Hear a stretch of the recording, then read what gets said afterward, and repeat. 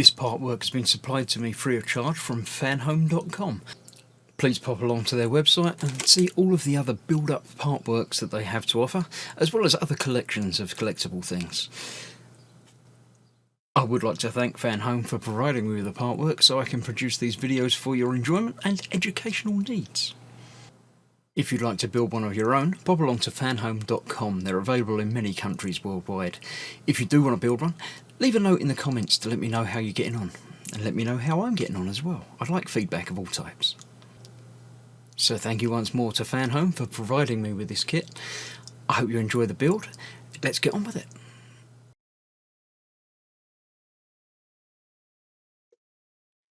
Hello, I'm Chris. This is Gross Models. Welcome to issue 88 of Building R2-D2. We are assembling R2's bottom panel, the panel on the bottom, just in case you were confused as to where it goes. It's this bit that goes around the base. So on that, it's got a switch and the charging port. So they're out of the way, but there if you need them. Looking at building the Galaxy as ever, digital stuff. Technique was in its infancy when the prequels were produced. As ever, the Star Wars films are often at the forefront of technology and stuff and pushing boundaries. So yeah, that's what they did.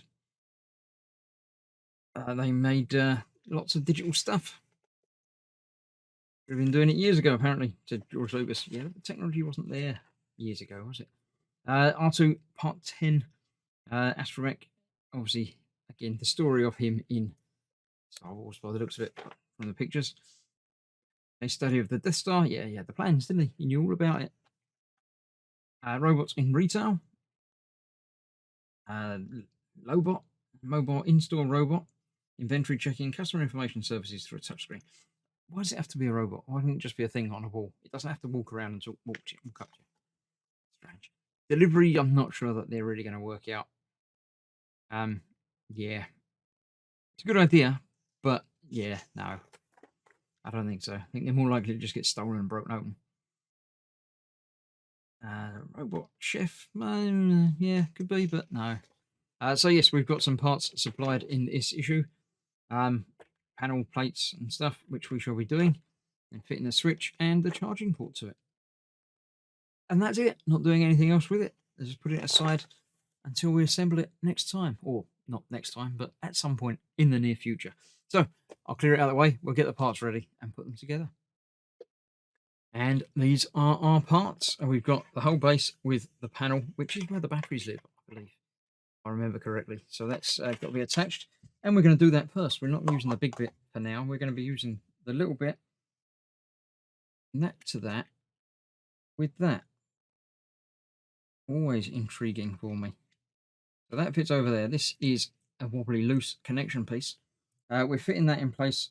We need 3 2x4mm flanged screws, which looks like there are some in this packet which they provided us with today, and 3 have just fallen out, almost like it was planned. So we're going to use one of those.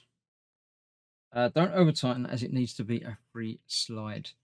So that goes through that washer into that post,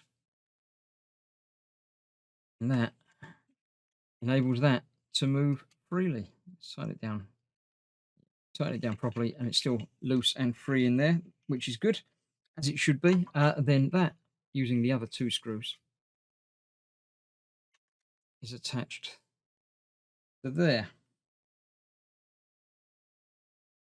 The access panel should be free to slide in and out, and hinges down, but for now leave it in contact with the bottom panel. Once this fitted into there, these obviously are secure, so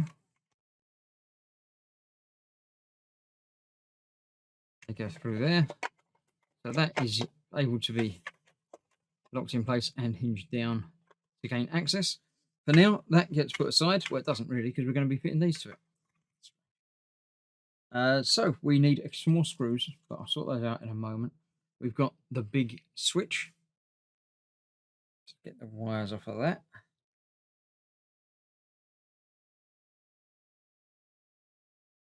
So the big switch goes in the big switch hole, as you would guess. If I can undo it properly, I can't. It's sort of twiddled up until. There we go. So this will fit in there, but obviously fits in. Am I looking at the wrong thing? Yeah, I should be doing the plug first. So let's do the plug first.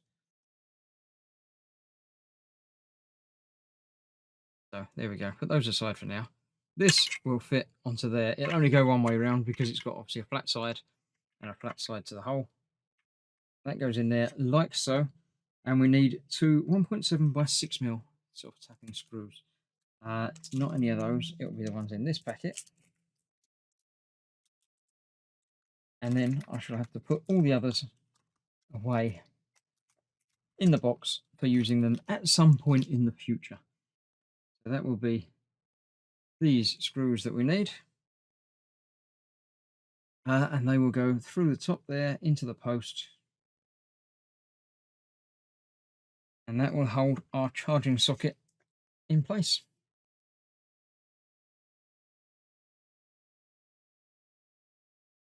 You don't want the charging socket wobbling around when you're plugging stuff in to charge them up, which you don't have to do very often at all.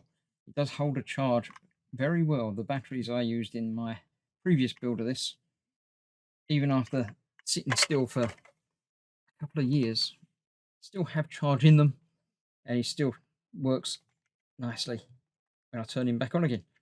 So there we have the charging socket fitted in there, nice and easy.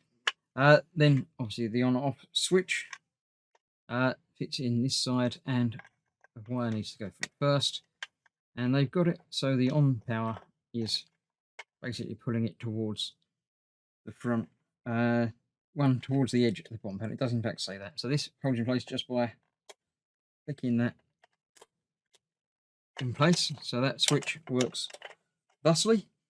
One more thing to do, a 2.5 by 9 mil screw in both holes on the edge of the access panel. So yes, they go through here and here. Wires back out the way. Right, these are 2.5 by 9 mil. These are these ones that they gave us 3 of. So threaded and non-threaded. So once you get them through first bit, thread needs to go through the hole. And once the thread is through the hole, the screw will not come back out unless you unscrew it. They are put in there. They give you a screwdriver for use of that, because this is, as I say, where the battery compartment will be. So when you do need to change the batteries, you don't have to dig around for a screwdriver, because R2 will keep one in one of his mini toolboxes. So that's that. I shall keep all of that aside. I'll put that in the box along with the screws and put that aside for next time. Next time we are going to be starting on his third foot, the one that fits in the middle there. So we've got a couple of weeks of doing that before things start to come together again. But for now, that's that. Thank you very much for watching. If you'd like to continue to help the channel, do consider becoming a channel member or a patron. Links in the description below. Thanks for watching. I'll see you soon. Bye bye for now.